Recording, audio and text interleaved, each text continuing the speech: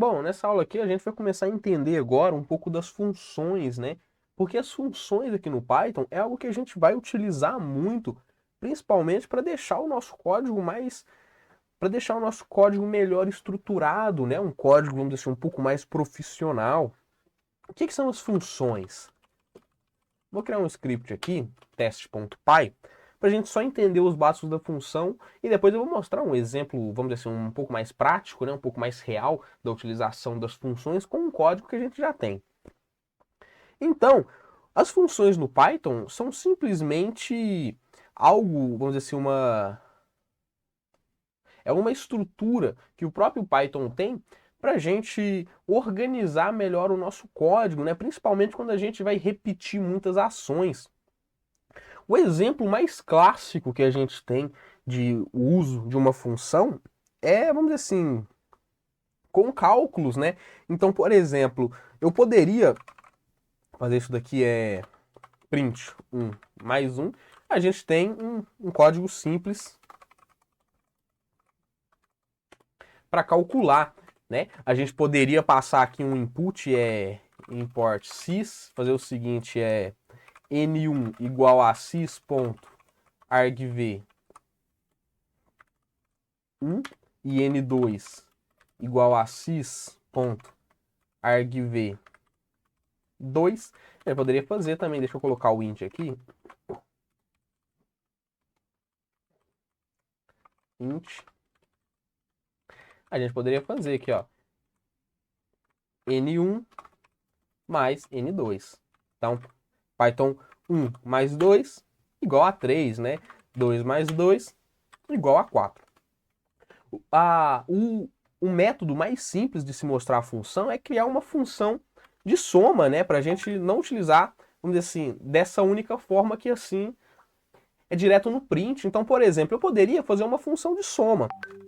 Def é assim que a gente cria uma função. Por exemplo, def soma. Então, esse vai ser o nome da minha função.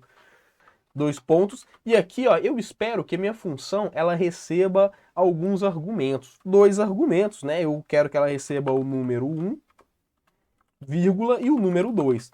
Ou seja, isso aqui são valores que a minha função ela vai receber. E aqui eu poderia fazer, por exemplo, resultado igual a número 1 mais número 2. E aqui agora, no meu código, eu tenho uma função chamada soma, que eu posso chamar ela a qualquer momento aqui no meu código. Então, por exemplo, eu poderia chegar aqui e fazer soma, ou seja, que agora eu estou chamando uma função que tem no meu código que chama soma. E aqui a minha função, ela espera dois argumentos, né? Se eu chegar aqui e rodar, olha, tá dando um erro, porque olha o que ele fala. Ó, tá faltando dois argumentos aqui no soma, né? O número 1 e o número 2. Ou seja, eu tenho que especificar então esses dois argumentos. Como argumento 1, eu vou passar o N1. N1 e como argumento 2, o N2. Se eu rodar o soma, ele rodou, ele não fez nada. Não é que ele não fez nada, ele somou, só que minha função ela não faz nada, ela só soma e guarda o resultado da soma aqui em resultado. Eu poderia chegar aqui direto, colocar o print aqui no resultado, né? Ou seja, assim que eu chamar a função, passar aqui os argumentos, ele já vai fazer o cálculo e vai printar o resultado, né? Ou uma forma um pouco mais bem, vamos dizer assim, uma forma um pouco mais adequada é que ao invés de eu já dar o print aqui direto, eu dou um return. Return resultado. Ou seja, a minha função ela vai retornar o resultado. E o resultado vai ser retornado aqui, ó, na minha soma, ó, resultado. Aqui eu posso chamar qualquer. Aqui eu posso pôr o nome da variável de qualquer coisa, né? Result, por exemplo. Result. E aqui agora eu consigo tratar melhor a saída dessa soma. Por exemplo, aqui eu poderia usar esse resultado para colocar em uma outra soma, né? Print result. Só um exemplo. Ó, foi basicamente a mesma coisa, né? Só que aqui eu tenho uma forma, vamos dizer assim, aqui eu consigo tratar como eu quiser esse resultado. Se eu tivesse colocado o print aqui direto, eu não teria como tratar isso. Mas com esse return, vamos supor que eu queira pegar esse resultado e colocar em uma outra função, ou então é fazer alguma outra coisa com ele, né? É que não seja, bom, printar ele diretamente, mas isso daqui é porque eu posso chamar essa função a qualquer momento do meu código. E eu vou dar um exemplo aqui um pouco mais, vamos dizer assim, um pouco mais útil para o nosso cenário, né? Isso aqui é só para a gente ver como que a gente cria as funções. Então aqui, ó, aqui a gente tem aquele nosso cliente e aquele nosso servidor, né? Aqui no nosso servidor, uma utilidade, vamos pôr aqui, uma utilidade para as funções aqui no nosso servidor seria para o controle de logs, né? Então, por exemplo, vamos supor que junto com os prints aqui, eu quisesse fazer um log. Igual a gente tem os logs do Apache, né? Que a gente tem ali os logs do servidor que fica salvo em um arquivo que a gente consegue tratar ali, depois até mesmo debugar aquilo, né? Imagina só, se eu quisesse fazer um log, eu teria que fazer da seguinte forma. Por exemplo, junto aqui com o print, eu teria que abrir aqui um arquivo, log igual a open servidor.log, ou seja, o nome do arquivo de log do meu servidor, w log.write. E aqui eu colocaria, por exemplo, a mesma mensagem, né, que o print ele tá dando, que é para a gente saber que o servidor ele tá iniciando, log.close. Ou seja, aqui a gente começou a criar o sistema de logs do nosso servidor. Quando ele conectar, a gente teria que salvar essa informação também em um log, né? Ó, um cliente ele se conectou com a gente. Então a gente repetiria esse mesmo código aqui, ó. A gente repetiria aqui, só que a gente iria mudar a mensagem, né? Olha aqui. Então, olha só como que o nosso código está ficando grande e feio, né? Olha que bagulho horrível. E aqui, por exemplo, aqui é um exemplo de log simples, né? Aqui a gente poderia fazer também, se o cliente ele errar a senha, a gente cria um log aqui também. O cliente ele errou a senha. Se o cliente ele acertar a senha, o cliente ele acertou a senha, ele se conectou. Então, uma forma mais adequada da gente gerenciar isso daqui é com as funções, para a gente não ficar repetindo isso daqui um monte de vezes aqui no nosso código, para o nosso código ele ficar essa bagunça, a gente vai fazer a utilização das funções. Então, por exemplo, eu poderia criar aqui uma função chamada log, né, deflog, e o log ele recebe simplesmente a mensagem que vai ser salva ali no log. E aqui a gente faz isso, ó, log igual a open, né? A gente vai abrir o nosso arquivo, servidor.log. Claro, eu não vou usar o W, né? Agora é que eu me toquei. O log a gente tem que ficar sempre adicionando, a gente tem que usar o tracinho A, porque o tracinho W ele vai sempre sobrescrever o arquivo. Então, log.write, e a gente vai salvar a nossa mensagem. E eu vou adicionar aqui, ó, eu vou adicionar até um /n. Eu vou adicionar aqui até um /n, né? log.close. E a gente, de quebra, a gente poderia adicionar aqui até o print, né? Por exemplo, print mensagem. E agora a gente não precisa ficar repetindo isso daqui, ó, toda vez aqui no nosso código, né? A gente poderia simplesmente chamar a função log e passar a mensagem. Então, por exemplo, qual que é a mensagem que eu passo aqui? Eu passo essa mensagem aqui, ó, aguardando conexão do IP e porta. Eu simplesmente chamo log, a função log, né? E passo a mensagem. Posso passar aqui direto com o fstring. Aí eu posso apagar isso aqui tudo, ó. Aí agora, olha como que o código ele fica muito mais limpo. É só uma função, ou seja, eu chamo uma função e essa função aqui ela já fica responsável por armazenar os logs no nosso arquivo .log e também de fazer o print pra gente.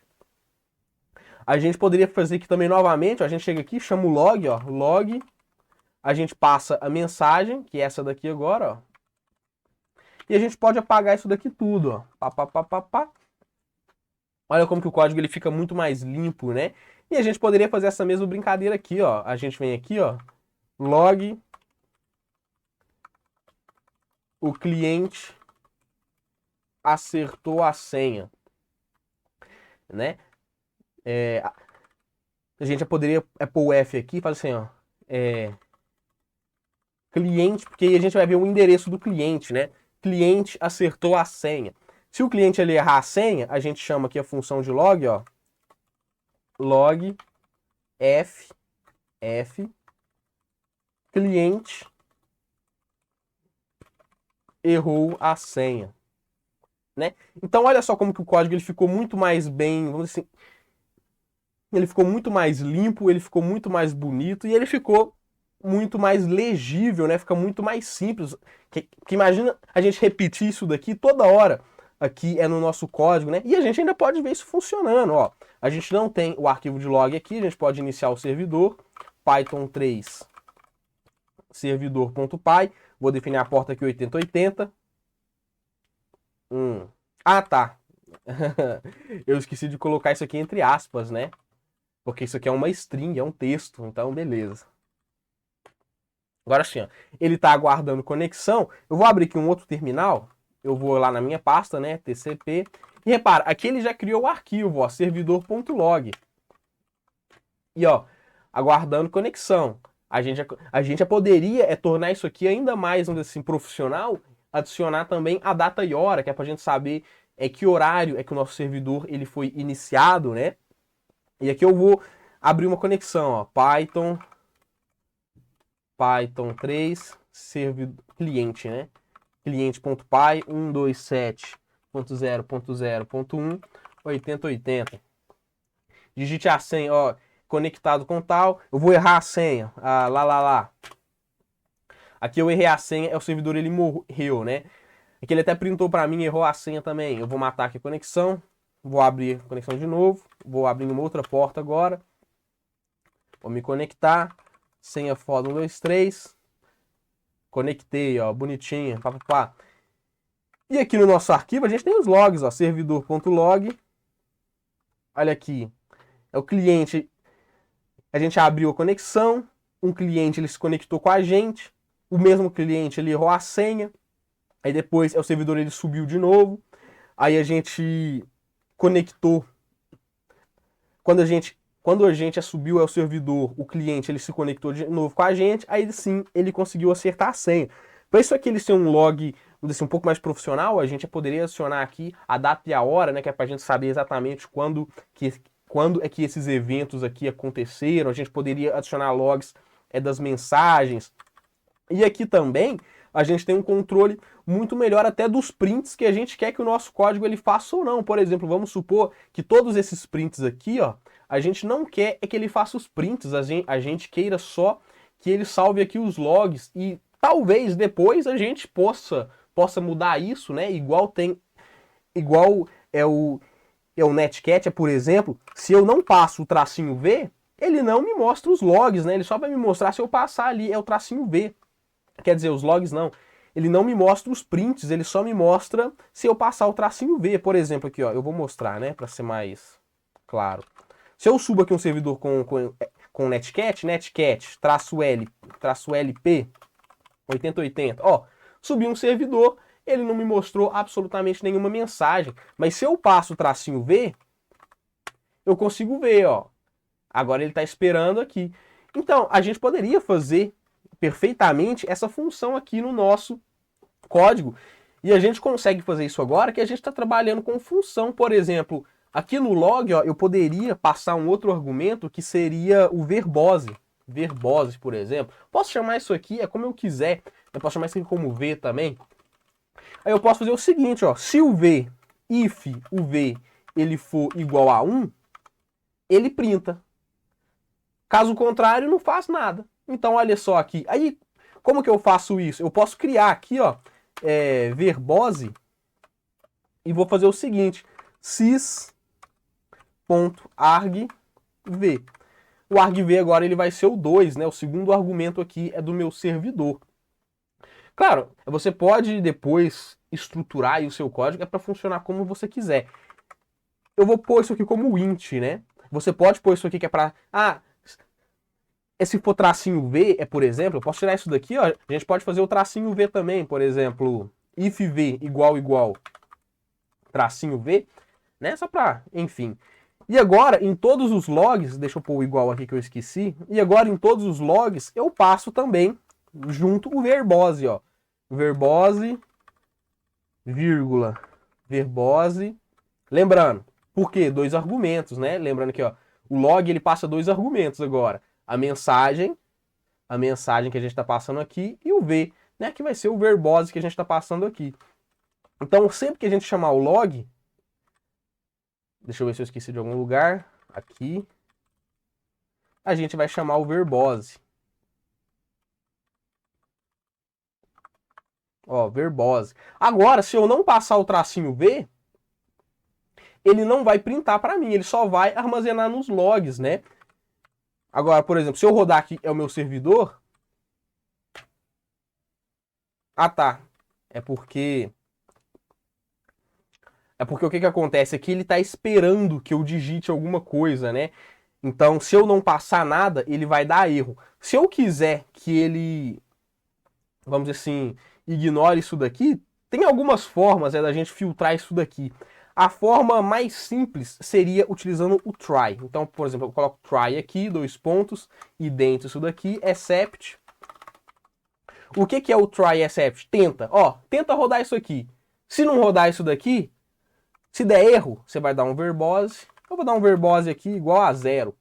Só para declarar aqui o verbose. Isso que o try faz. O try ele tenta executar isso daqui. Se isso daqui der erro, você executa isso daqui. Certo? É só isso daqui. Então agora, ó, se eu rodar ele assim, ele não dá print. Né? Ele tá rodando, mas ele não dá print. Agora, eu cancelei aqui, é com tracinho C. Se eu passar o tracinho V aqui no atrás, ó, agora ele dá o print pra gente, ó. E a gente consegue fazer isso porque a gente está trabalhando com função, né? Fica muito mais simples da gente fazer, vamos dizer assim, essas firulagens no nosso código. Mas são, apesar de serem firulagens, são firulagens que no final das contas fazem toda a diferença. Então é para isso que a gente usa as funções. E repara que nessa função aqui, a gente nem precisou usar o return, porque a nossa função ela não está retornando nada, ela só está salvando ali os logs, né? Mas caso a gente quisesse retornar alguma coisa, return, e aqui o log ele salvaria, ele retornaria algum valor que a gente poderia salvar em alguma variável, né? Mas isso aí acredito que vocês já pegaram. De qualquer forma, nas próximas aulas a gente vai trabalhar muito com função, então isso vai acabar sendo fixado na cabeça de vocês por bem ou por mal. Mas, a grosso modo, é assim que a gente trabalha com funções aqui no Python, e é para isso que elas servem.